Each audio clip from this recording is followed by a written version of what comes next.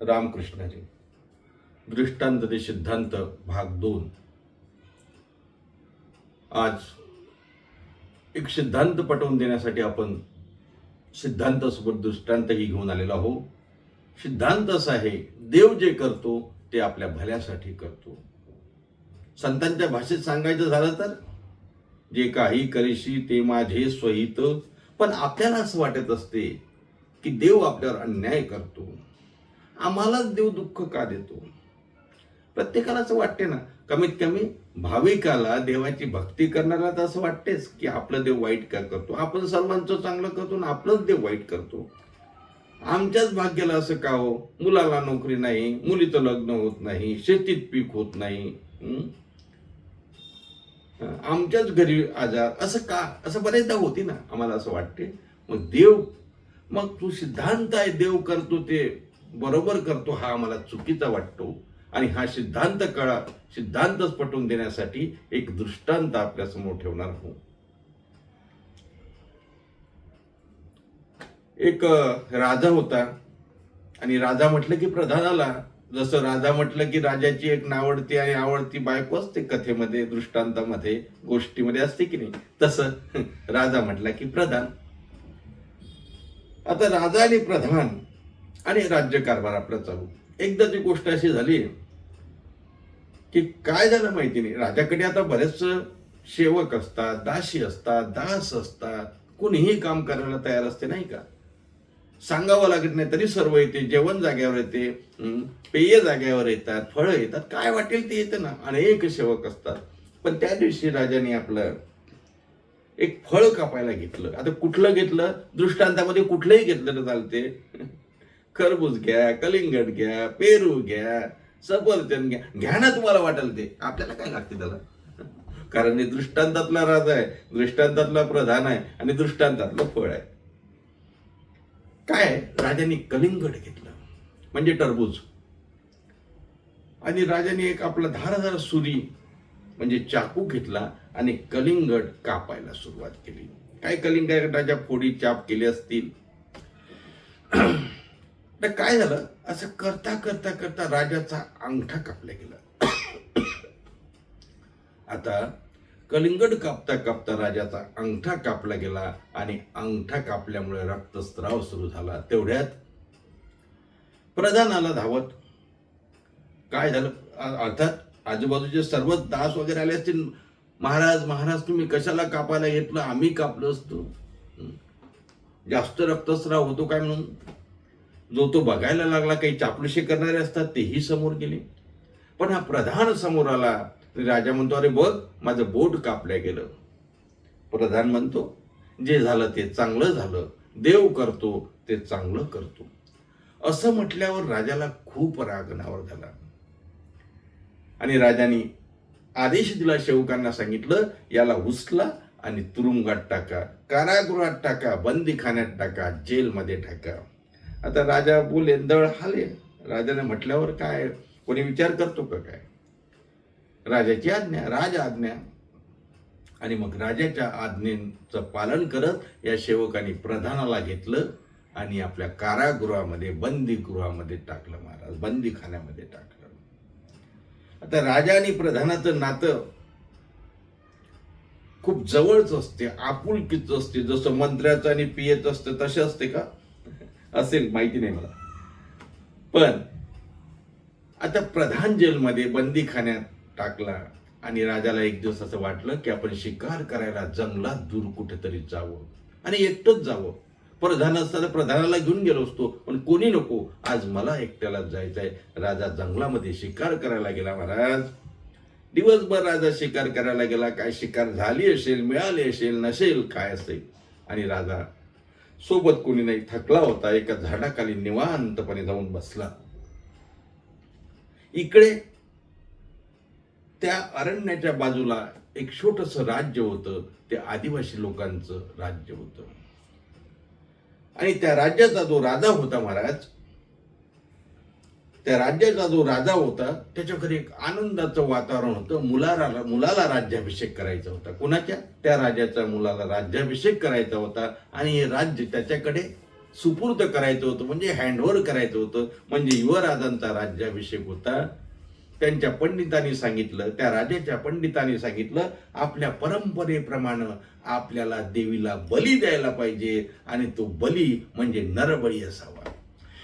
हे दृष्टांतातलं आहे बरं, नाही तर कोणी म्हणाल का अंधश्रद्धा पसरवत आहे की काय. हा दृष्टांत आहे, हे फक्त आपल्याला सिद्धांत पटवून देण्यासाठी आहे. मग काय झालं,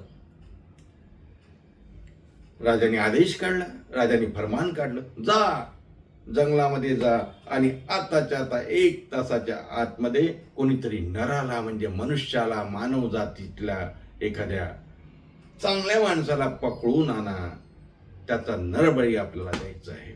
आता राजा बोले, दळ आले. मी म्हटलं ना, राजाच्या आज्ञेचा पालन करत सैन्य निघालं महाराज. चारी बाजूला सैन्य निघालं आणि लवकरच त्यांना इकडे तिकडे बघता बघता त्या झाडाखाली निवांत बसलेला तेजपुंज असा राजा दिसला. अरे बापरे, म्हणे खूप चांगला माणूस दिसतो, कोण आहे, चांगल्या घरातला दिसतो, आपला राजा खुश होईल याला आपण घेऊन गेलं तर.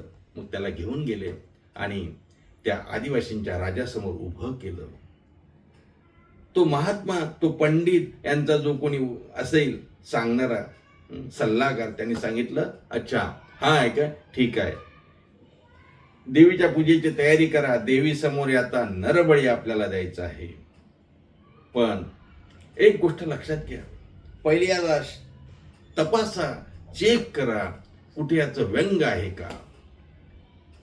कारण व्यंगचा बळी व्यंग देवाला अर्पण करता येणार नाही. तुटफुट आहे का कुठे बघा. म्हणून सेवकांनी याला चेक करायला घेतलं. महाराज, नाही, राजा म्हणतो, अरे हा तर खूप छान दिसतो, कुठं व्यंग असणार. म्हणे नाही, बघा.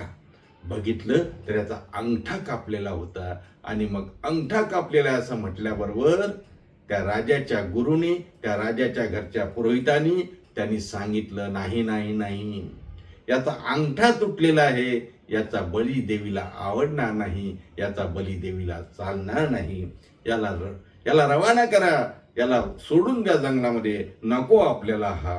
राजा बोलला, अरे बापरे, म्हणजे आज माझा नरबळी झाला असता, आज देवी समोर मला कापल्या गेलं असतं, पण माझा अंगठा कापल्यामुळे मी त्यातून वाचलो. अंगठा जर माझा व्यवस्थित असता तर आज मी मेलो असतो, माझा बली गेला असता. राजाला आठवलं प्रधानाचे शब्द, देव करतो ते बरोबर करतो, जे झालं ते चांगल्यासाठी झालं. प्रधानाने म्हटलेलं हे वाक्य राजाला आठवलं की राजा म्हणतो, प्रधानाने बरोबर सांगितलं होतं, देव करतो ते बरोबर करतो. राजा घरी आला महाराज, आणि घरी आला, राजवाड्यात आला आणि आनंदी झाला की आपला जीव वाचला. आणि त्याने सांगितलं, अरे मी त्या प्रधानाला कारागृहात टाकलं, मला खूप आज आनंद झाला, मी वाचलो, त्यालाही सोडा. मग प्रधानाला सोडलं.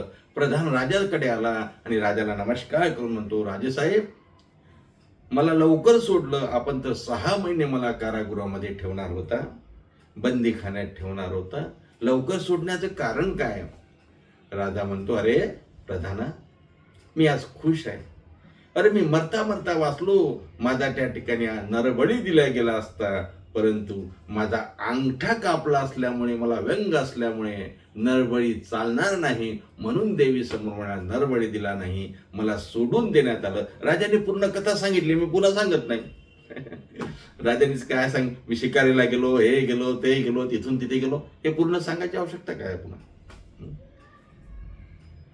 प्रधानजी म्हणतात, अच्छा राजा, म्हणजे तुमचा अंगठा कापल्यामुळे तुम्हाला सोडलं. राजा म्हणतो, हो रे, आणि मला तेव्हाच तुझी आठवण आली की तू जे बोलला होता ते खरं होतं, देव करतो ते बरोबर करतो.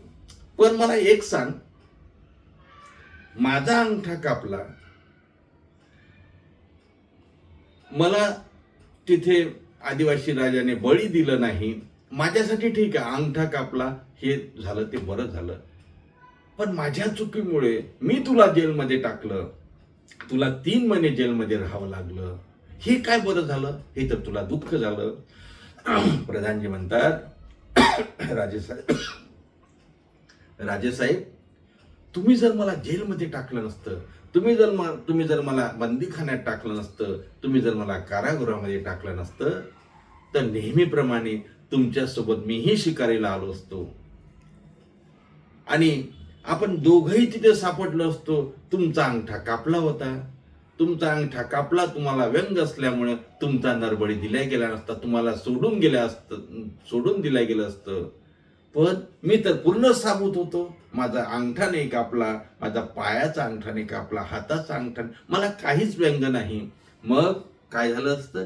माझा नरबळी दिला गेला असता. म्हणून जसं तुमचा अंगठा कापल्यामुळं तुम्ही वाचला, तसं तुम्ही मला जेलमध्ये टाकल्यामुळं मी वाचलो. म्हणजेच मला जेलमध्ये जे टाकल्या गेलं तेही चांगलंच झालं होतं. म्हणून मी म्हणतो, देव करते ते चांगल्यासाठी करतो. जे होते ते चांगल्यासाठी होतो. देव करतो ते आपल्या भल्याचंच करतो. आपल्या दृष्टांतावरून लक्षात आलं असेल, प्रधानाला जेल झाली, त्याचाही परिणाम चांगला झाला की नाही तर प्रधान मारला गेला असता. राजाचं बोट कापल्या गेलं, तेही चांगलं झालं, नाही तर राजाचाही नरबडी दिल्या गेला असता.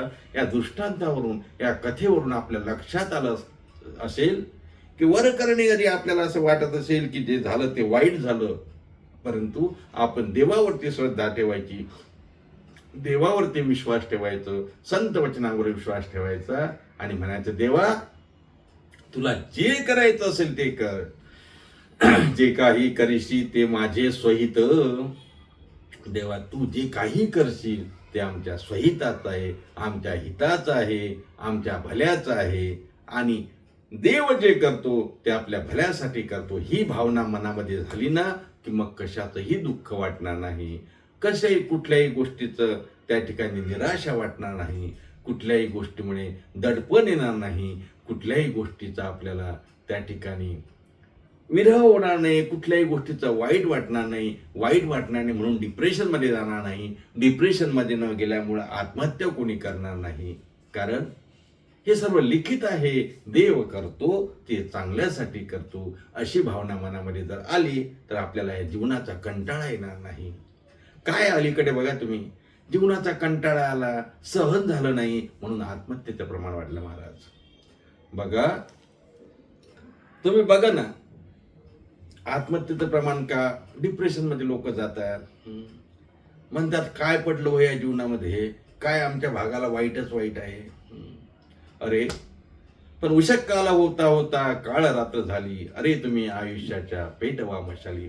सुरेश भटांची कविता बघा, छान. अर्थात आज जरी तुम्हाला असं वाटत असेल की आपलं वाईट आहे, उद्या दिवस आपला आहे. अरे अंधारानंतर त्या ठिकाणी प्रकाश येतच असतो. रात्र रात्र राहत नसते. रात्र झाली की पुन्हा आणखी दिवस येतो की नाही? रात्र कायमस्वरूपी नाही. रात्र संपली की दिवस आहे, दिवस संपला की रात्र आहे. त्याच्यामुळं दुःखाला घाबरायचं नाही, देवावर विश्वास ठेवायचा आणि सांगायचं, जे काही करीशी ते माझे स्वहित. आणि हाच सिद्धांत पटवून देण्यासाठी हा दृष्टांत आपल्यासमोर ठेवला.